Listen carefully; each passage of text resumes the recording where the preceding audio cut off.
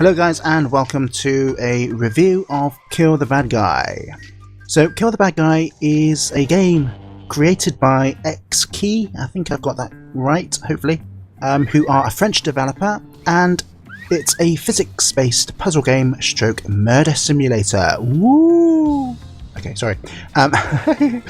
So the objective is to basically assassinate criminals who've escaped the long arm of the law.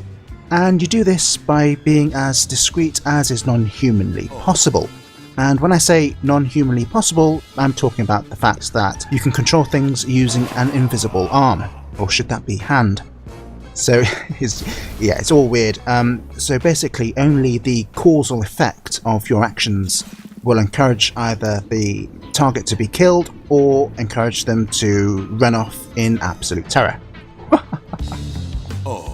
So when it comes to the graphics, Kill the Bad Guy is very, very minimalistic. As you can tell, it's very artistic, or at least seems artistic, and the levels take place in a monochromatic urban universe that's mostly comprised of textureless polygons.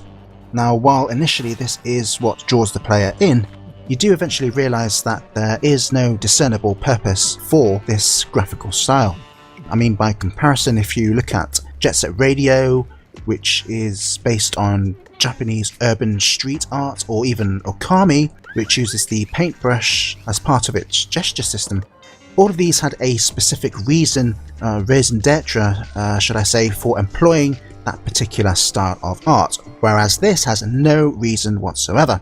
And bearing all this in mind, there really is no justification in its use, to me at least, other than it was basically an attempt whereby they couldn't be bothered to make the textures for the scenery for no other reason than they could.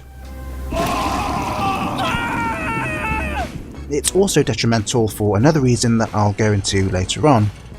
Now, the music is inspired by the 1970s and 1980s crime dramas, you know, things like Cagney and Lacey.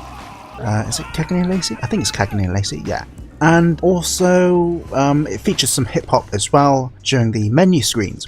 Now, when it comes to the gameplay, the controls are really quite awkward, because you have to use the mouse both to move around the screen to pick up objects, as well as to zoom in and out of the map. And when you have a keyboard at your disposal, why can't you use that? I just don't understand it. On top of that, they only introduced the shortcuts to the keyboard at the start of level 5. I mean, why level 5? Why couldn't you introduce it at the start? And to compound the issue further, there are no key bindings.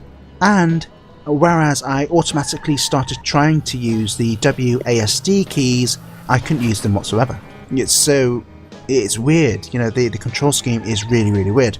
Now, as the player progresses, there are over 66 levels for the player to go through. Each level opens up gradually, bit by bit, allowing for greater access to different methods of dispatching targets, which is really, really great. It's not linear in that sense, though as part of each level, the player has the ability to try and guess the secondary objective, as well as to collect the target's passport.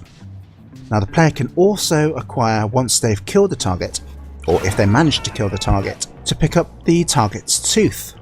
Now, the tooth is almost as big as the target's head, but because of the less than intuitive control scheme, it's actually really, really difficult to try and get.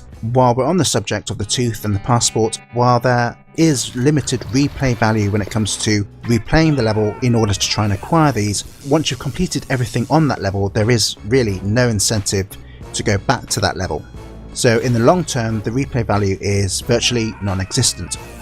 Now, many of the missions are based on real-life cases, which is really quite interesting. There's one case that looks conspicuously like that of the recent Oscar Pistorius case, and I wasn't too sure how to interpret this. Now, you know, whether they go too far in that respect is obviously up to the player to decide, but the novelty soon wears off. Because for me anyway, I gradually began to realise that they could well have invented all these, you know, all of the background stories, and it would have made absolutely no difference whatsoever to how I felt towards them. And what I'm saying is that it's counterintuitive in the sense that while it tries to endear the player by using references to real-life cases. Because it takes place in such a bland environment that's devoid of character and personality, it actually inhibits the player's ability to try and relate to these real-life references that they've gone to the trouble of including within the game. So I didn't really understand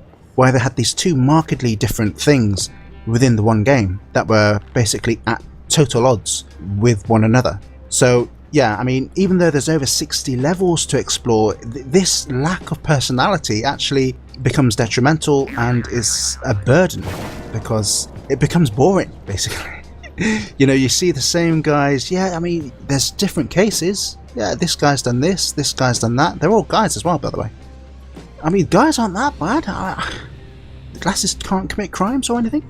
Anyway, but because the environments look the same, it just gets really, really boring. And that's the simple truth. Now, I've been really critical of the game, though I will say if you can appreciate Kill the Bad Guy for what it is, basically a simple puzzle game, though with a great deal of unfulfilled potential, then you can't go far wrong, especially because it's relatively inexpensive. And that's it, guys, I'll end it there. This is Tatsu Mainframe signing off. Until next time, I'll see you later, folks. Goodbye.